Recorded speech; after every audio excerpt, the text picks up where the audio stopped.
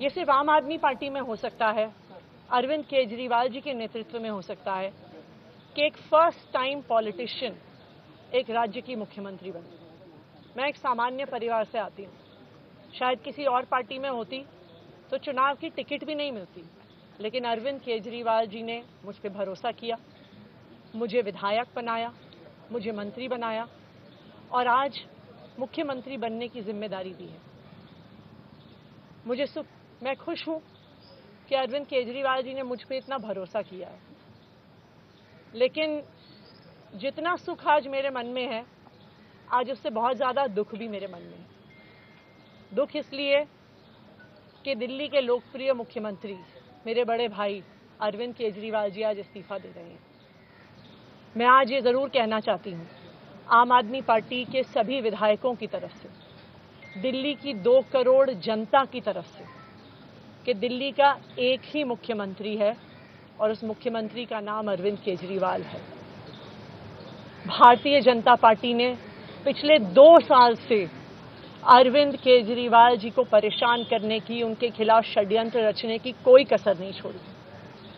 एक ऐसा आदमी जो अपनी IRS कमिश्नर की नौकरी ठुकरा सकता था, एक ऐसा आदमी जो एक नई पॉलिटिकल पार्टी से पहली बार चुनाव लड़के मुख्यमंत्री पद से इस्तीफा दे सकता था, ऐसे आदमी पर, ऐसे ईमानदार आदमी पर भारतीय जनता पार्टी ने भ्रष्टाचार के आरोप लगाए, झूठे केस किए, फर्जी केस किए, अपनी एजेंसीज ED को, CBI को उनके पीछे छोड़ दिया, उनको झूठे मुकदमे में 6 महीने तक जेल में रखा।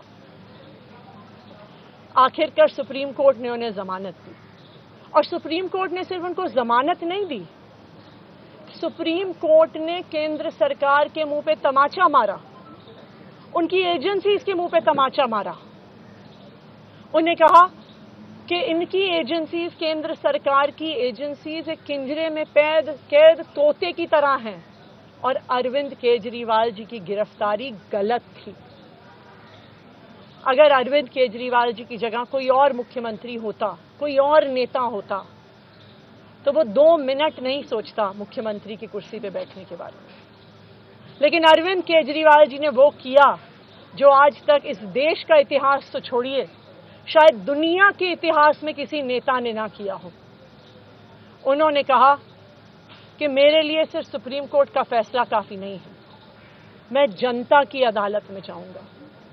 जब दिल्ली की जनता मुझे कहेगी कि हम तुम्हें मुख्यमंत्री के रूप में देखना चाहते हैं, जब दिल्ली की जनता कहेगी कि तुम ईमानदार हो, तब मैं मुख्यमंत्री की कुर्सी पर बैठूंगा।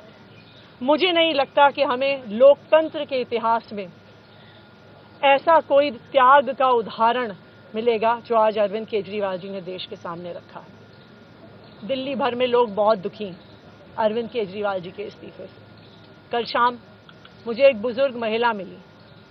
जब उन्हें खबर मिली थी कि अरविंद केजरीवाल जी ने इस्तीफा दे दिया है, वो रोने लग गई। उन्होंने कहा कि वो मेरे बेटे की तरह है, उसको इतना परेशान किया है, उसको इतना परेशान किया, उस पर झूठे केस लगाए।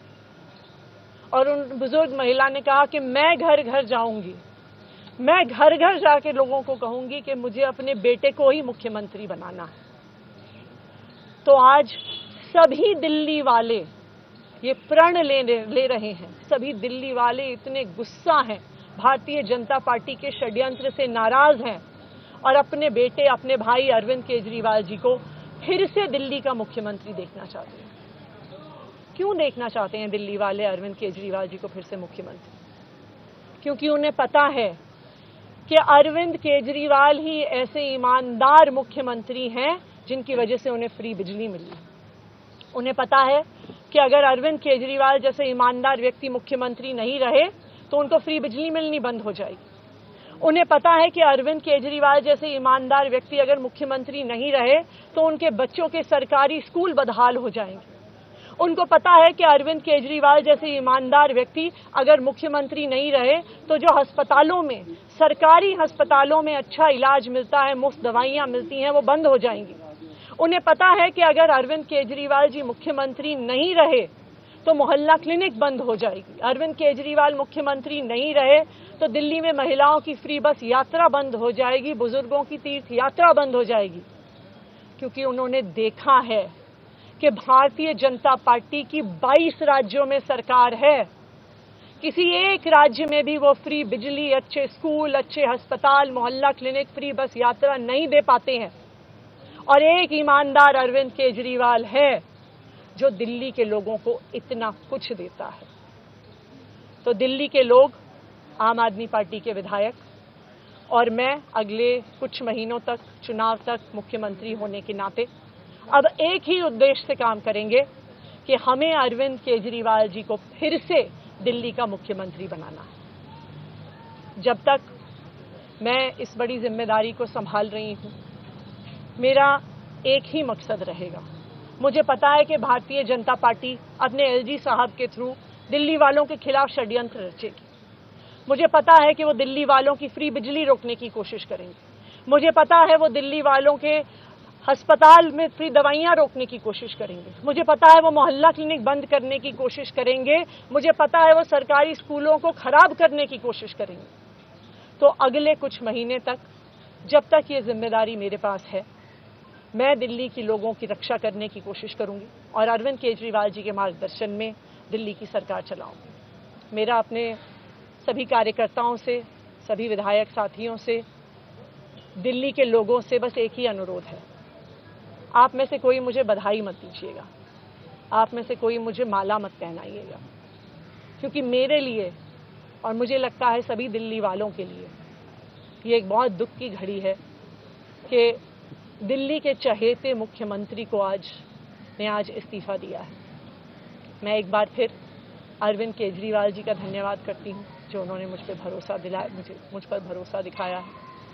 और मैं दिल्ली के लोगों की तरफ से फिर से एक बार ये कहूंगी कि वो जल्द ही आने वाले चुनाव के बाद अरविंद केजरीवाल जी को अपना मुख्यमंत्री देखना चाह रहे हैं। धन्यवाद।